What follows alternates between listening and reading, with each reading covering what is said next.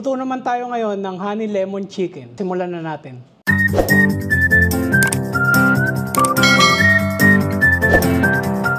So meron tayo ditong chicken breast. So gagawin natin dito, slicein lang natin sa maliliit.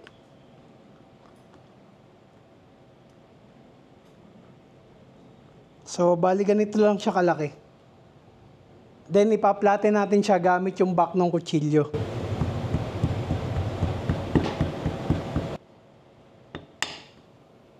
So para mas mukhang malapad. So gawin lang natin lahat to. So kaya natin siya pinaplat para mas maluot yung marinade na ilalagay natin. At the same time, mas madali siyang maluto. So tapusin ko lang to lahat, then proceed tayo sa next step.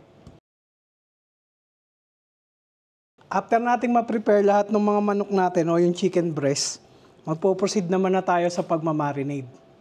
Sa pagmamarinade, so una, lalagyan natin ng asin, black pepper,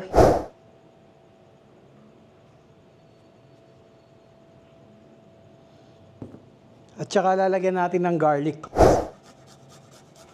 So re-recta ko na dito.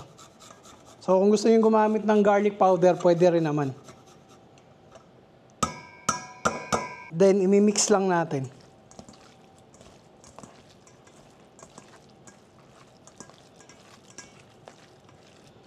Then isa-set aside lang natin ng mga 15 minutes. Habang iniintay natin yung minarinade nating mga manok, gagawin naman natin yung sauce ngayon. So magsimula tayo sa lemon. So bali kukunin ko lang yung zest. So gamit yung peeler.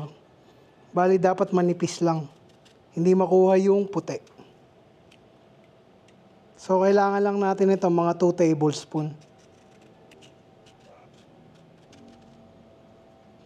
So, bali ganito karaming lemon zest lang yung kailangan natin.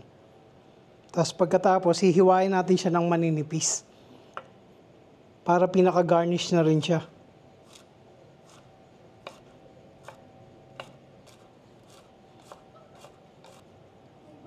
So, bali lalagay lang natin siya sa bowl. Pagkatapos, gagamit tayo ng juice ng lemon. So, bali 2 lemon yung gagamitin natin na juice.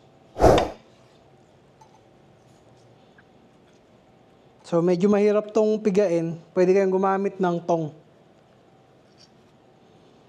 So, mas madali.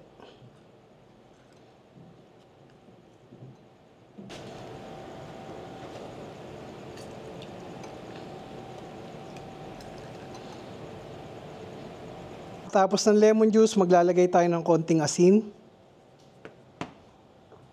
Konting paminta. Maglalagay din tayo ng konting soy sauce para may kulay. Then susunod natin yung honey. Mga 2 kutsara o 3 kutsara. Maglalagay din tayo ng asukal. So mga 2 kutsarang asukal. At pinakauli, maglalagay tayo ng 1 kutsarang cornstarch para mas lumapot yung sauce. Then, tunawin lang natin.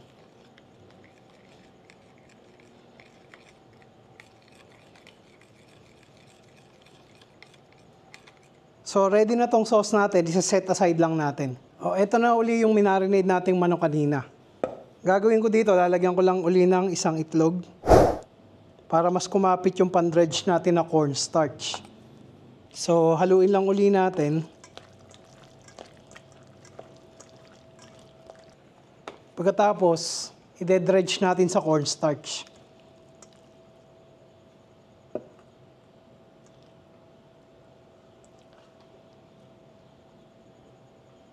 Then, set aside natin sa plato.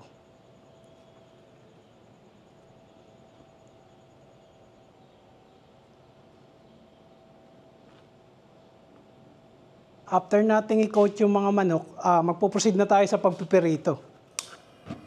So una nating gagawin sa pagpiprito, low heat lang muna. Pag mainit na yung mantika, magsisimula na tayo magprito.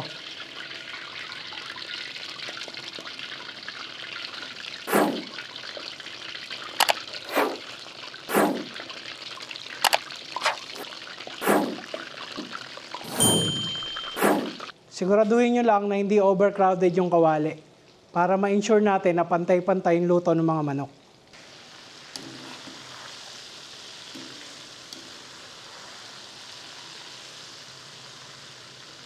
So kapag lightly golden brown na siya o lightly brown, hahanguin muna natin siya.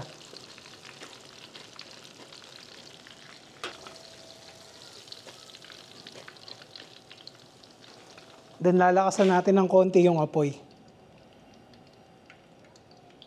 Tapos magdo-double fry tayo para mas ma-ensure na mas crispy yung mga chicken.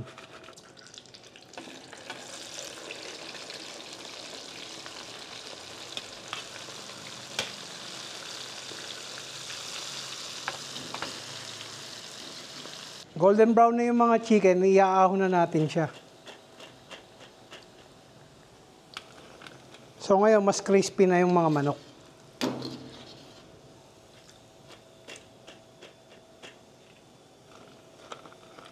After nating magprito ng mga manok natin, magpo-proceed naman tayo sa paggawa ng sauce. So itong mixture na ginawa natin kanina, lalagay lang natin sa kawali. So sa mahinang apoy lang.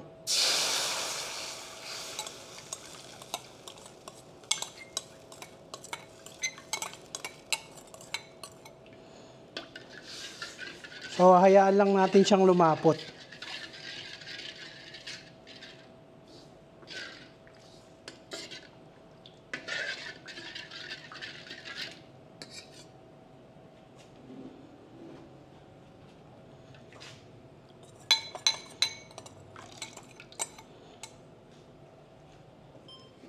So, kung mapapansin nyo, malapot na siya.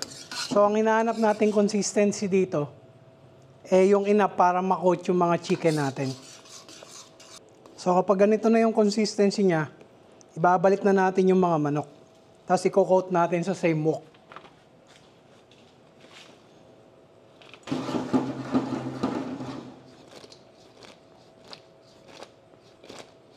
So i-coat lang natin.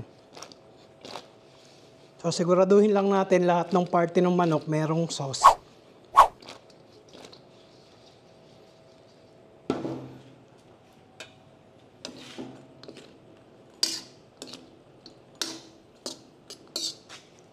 So, papatay na natin yung apoy.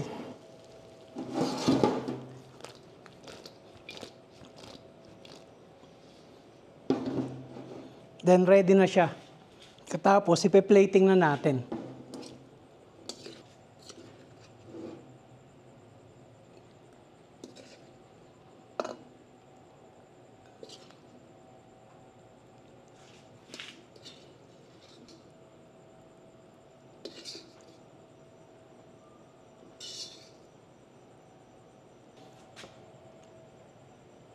Tapos, i-garnish lang natin siya ng lemon.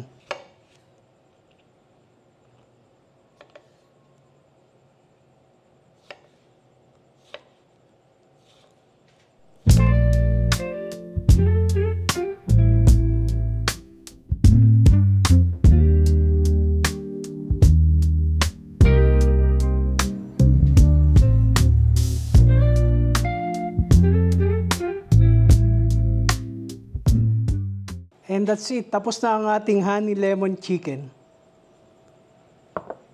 So kung nagustuhan nyo ang video to, kita-kita muli tayo sa mga next kong upload.